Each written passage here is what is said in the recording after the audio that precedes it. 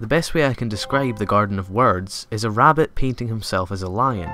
Much like Makoto Shinkai's other work, the Garden of Words is a light romance story portrayed in a spectacular way, though the story told in this piece isn't to be underestimated. Shinkai tells a realistic story about life as a normal human.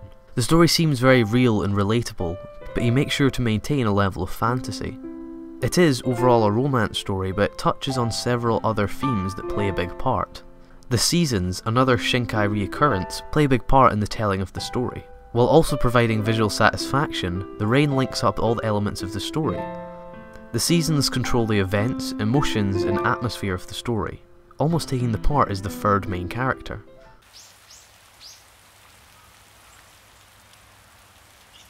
The story tells the tale of Tako Akazuki and Yukari Yukino. Despite being completely different ages, the two characters are very similar.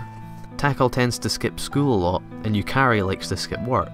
They both use the sheltered park bench to find solitude. Despite the fairy tale build-up, it isn't love at first sight as you might expect. The characters at first don't interact. Like I mentioned, the two are different ages, a theme that is called upon quite a lot throughout the story. Although the urge might be there to interact, it would go completely against the rules of society to do so. As the story progresses, they start to see each other quite a lot, and inevitably the interactions start.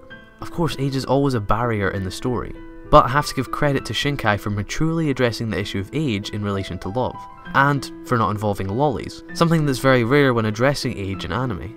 The story ponders whether it's okay for the two to be in love, even if they clearly are. Both the characters are victims of the harsh reality of society. They have out-of-reach ambitions and don't seem to cope well with normal life. This raises the next theme of ambition and failure. Unlike their age, the characters' situations are quite different, but also quite similar.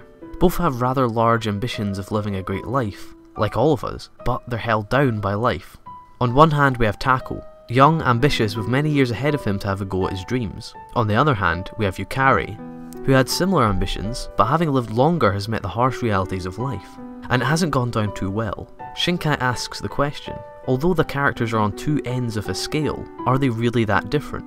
Yukari might be trying to face reality, but does that make her more mature and more sensible than Tako?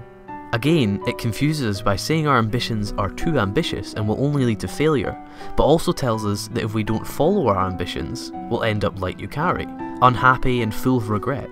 So which is better? And out of the two, who is more mature? Who is doing the right thing? This is why I really enjoyed The Garden of Words. It asks a lot of interesting questions while also keeping a level of realism.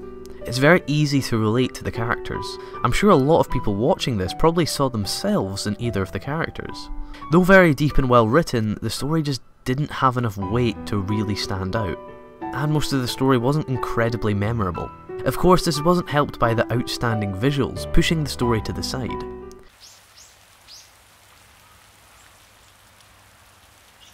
The animation for The Garden of Words was spectacular. It was extremely detailed, and the level of realism was unbelievable for an untrained eye. I found myself looking at some of the shots and thinking, is that really animation? The use of 3D animation was also very nice. It didn't stick out too much and definitely didn't overstay its welcome. I was particularly impressed by the choice of colour used for the outlines. Instead of using the classic black outlines, they used various colours such as white and light pink. This gave scenes a reflective feel that worked really well with the rainy atmosphere. They were trying to portray the rain as the positive weather, rather than the sun, so it worked really well. Even for 45 minutes this looked very high quality, putting most modern anime to shame. The visuals were glorious, but were they overkill? For such a simple story, do you really want to blow the viewers away with the amazing 3D shots? There are other ways of making equally good animation without making such an impression, or maybe it was Shinkai's goal to give us a glimpse into modern animation. The soundtrack was very fitting, but also very well used. Rain being the main part of The Garden of Words, they didn't really want to take away from it with giant orchestral pieces. Most scenes had no music at all, just the calming sound of rain. And some scenes didn't even have that, but it played well into the simplicity.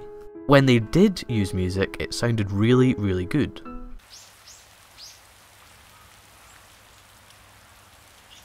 So what did I think of The Garden of Words overall? Well, I summed it up at the start. I was very overwhelmed while watching, but I came out feeling bizarrely underwhelmed. The story seemed to be giving a lot, when in reality didn't really break many boundaries, which is rather fitting considering it's a story about not being able to break boundaries. But I would have loved to see the story progress a little more. You could argue that the Garden of Words is trying to be simplistic in every section. The setting was simple, the story was simple, and the sound was simple. In that case, Shinkai done a really good job, it just wasn't that impressive. I did enjoy the Garden of Words, I just wish it done a little more with its story. I would definitely recommend the Garden of Words to pretty much everyone, even if it's just for the visuals, though I did feel as it could have been so much more. You can check out Shinkai's other work, very similar in both style, and in that it leaves you feeling underwhelmed. It's great watching these, but also rather annoying that they aren't raising the bar of anime. If you enjoyed my review, please click the like button and share the video around, it actually really helps. And if you want to see any more of my reviews, you can click on the screen, and you can also click the subscribe button. Thank you everybody for watching, I hope you did enjoy my review, I'll see you guys in the next video.